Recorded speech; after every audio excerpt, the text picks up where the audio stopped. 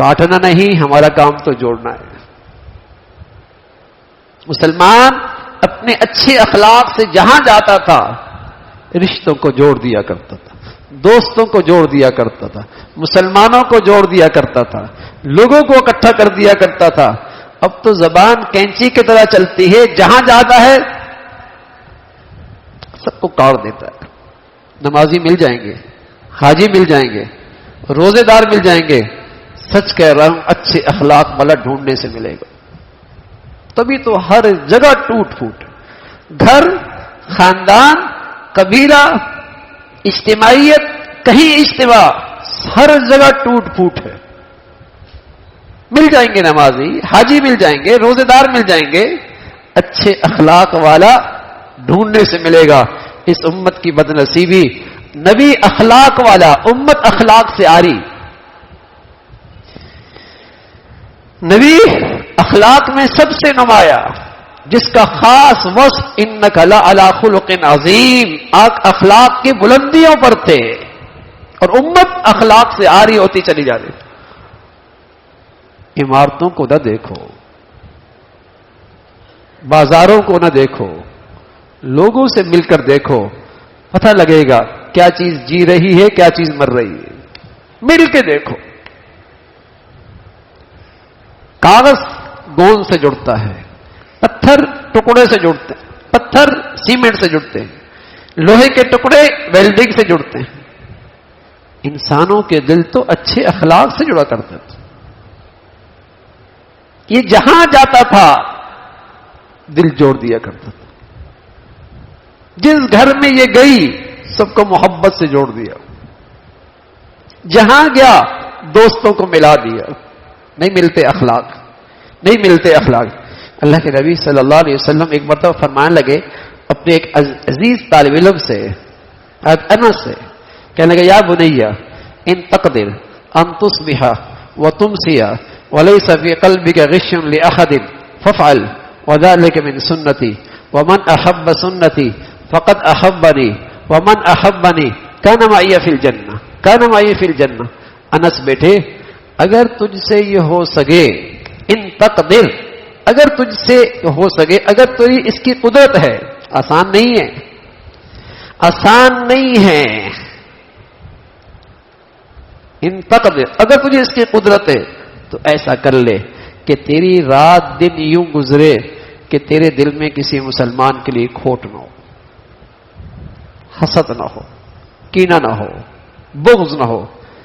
ایسا کر لے، ففعل، ایسا کر لے، اس لیے کہ میرا دل تو ایسا ہی ہے، میرا طریقہ تو ایسی ہی ہے، میری عادت تو یہی ہے کہ میرا دل سب کے لیے صاف رہتا ہے۔ وظیفے پڑھنا آسان، نفل عبادت کرنا آسان، لیکن دل مسلمانوں کے لیے صاف رکھنا یہ آسان، یہ آسان نہیں۔ مل جائیں گی وظیفے پڑھنے والی، مل جائیں گی نفل عبادت کرنے والی، لیکن ڈھونڈنے سے ملے گی اچھے اخلاق والی، ڈھونڈنے سے ملے گی۔ فرمایا ان تقدر ان تصبح وتمسی وليس في قلبك غش لأحد فافعل، فرمایا وذلك من سنتي، فرمایا میرا طریقہ تو یہی ہے۔ ومن احب سنتی فقط احبنی ومن احبنی کان معی فی الجنہ۔ کوئی واقعی مجھ سے محبت کا دعویٰ دار ہے تو پھر اس کو میرے طریقے اچھے لگنے چاہیے، پھر اس کی زندگی میں میرے طور طریقے ہونے چاہیے، پھر اس کی زندگی میں میرے اخلاق ہونے چاہیے۔ اگر واقعی اس کو مجھ سے محبت کا دعویٰ ہے تو پھر میرے اخلاق اس کی زندگی میں ہونے چاہیے۔ تو اگر کوئی ایسا کرے گا تو جنت میں میرے ساتھ ہوگا، وہ جنت میں میرے ساتھ ہوگا۔ کوئی آدمی روضہ رسول سے ہو کے جائے تو ہم اس کو دیکھتے ہیں رش کی نظر سے، نصیب والا ہے، وہاں سے ہو کے آیا ہے۔ ارے میرے عزیزو، وہ کتنا خوش نصیب ہے جسے جنت میں نبی کی رفاقت مل رہی ہے، وہ کتنا خوش نصیب ہوگا۔ لیکن قیمت کیا ہے؟ ظاہر باطن کا اخلاق اچھا ہو، ظاہر باطن کا اخلاق اچھا ہو۔ تو حضرت علی اجویری رحمۃ اللہ علیہ فرمانے لگے بیٹے چھری لے کے آئے، کینچی لے کے آئے ہو، سوئی لے کے آتے، ہمارا کام جوڑنا ہے توڑنا نہیں۔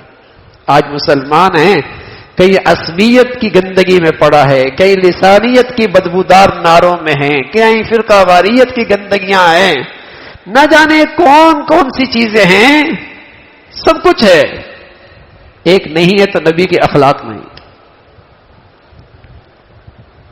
جس سے یہ امت ایک طاقت ہوا کرتی، ایک قوت ہوا کرتے تھے.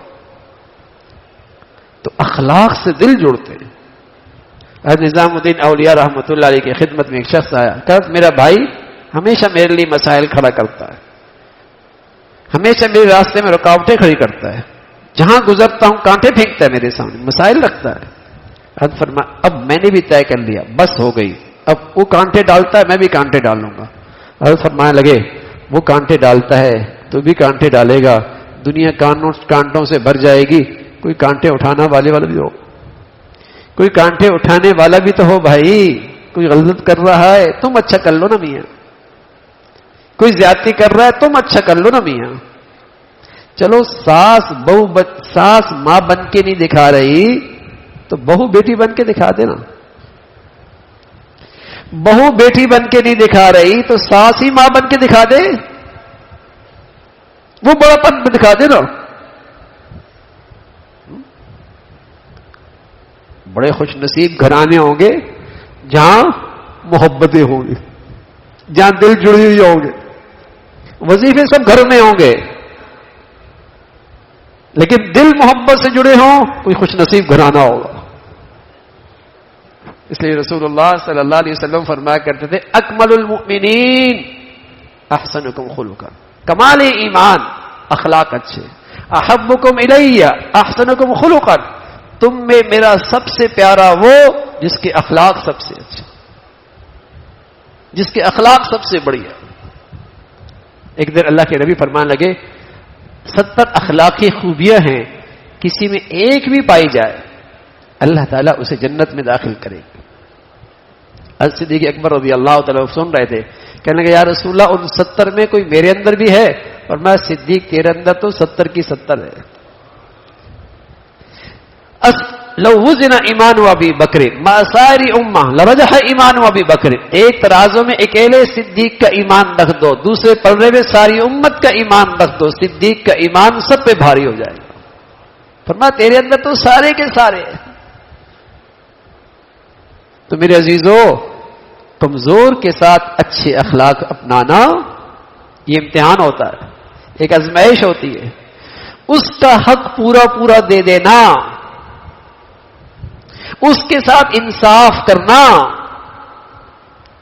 ایک شخص کہنے لگا یا رسول اللہ احب ان اکون اعدل الناس، میں چاہتا ہوں میں بہت انصاف کی زندگی گزاروں، ظلم نہ ہو میری زندگی میں، نہ انصافی نہ ہو میری زندگی میں، انصاف کی زندگی گزارنا چاہتا ہوں. تو رسول اللہ صلی اللہ علیہ وسلم نے انصاف کا پیمانہ دیا، انصاف کا پیمانہ دیا. فرمایا احب للناس ما تحب لنفسک، جو اپنے لیے پسند کرتے ہو وہ دوسروں کے لیے پسند کر دو. میں نہیں چاہتا کوئی میرے پیٹھ پیچھے میری برائی کرے، میں نہیں چاہتا کوئی میرے پیٹھ پیچھے میری غیبت کرے، میں نہیں چاہتا کوئی اپنے دل میں میرے بارے میں بدگمانی رکھے، تو میں بھی نہ کروں نا. پھر یہ تو ظلم ہے نا، دوسروں سے کچھ اور چاہتے ہو اور تمہارا رویہ کچھ اور ہے، اسی کا نام تو ظلم ہے، اسی کا نام تو ظلم ہے. نہیں چاہتے کوئی آپ کے پیچھے آپ کی برائی کرے، آپ کی کمزوریاں تلاش کر کے اسے پھیلائے. رسول اللہ صلی اللہ علیہ وسلم فرمایا کرتے تھے المؤمن مرآۃ المؤمن، مومن مومن کا آئینہ ہے. اور آپ بتائیے آئینہ دیکھنے والے کو داغ بتاتا ہے، ڈھنڈورا نہیں پیٹتا، پروپیگنڈا نہیں کرتا، شور نہیں کرتا. جس نے اسے دیکھا اسے بتایا داغ یہاں ہے، داغ یہاں ہے، مسئلہ یہاں ہے. تو مومن کی شان تو یہ تھی کہ اپنے بھائی کا خیر خواہ تھا، اگر کمی دیکھتا تو صرف اسے بتاتا، کانوں کان دوسرے کو خبر بھی نہیں ہوتی. اب کیا کرتا ہے؟ سارے محلے کو بتا دیتا ہے، ہر ایک کو سناتا ہے، اس لیے کہ یہ خیر خواہ نہیں ہے، یہ بدخواہ ہے.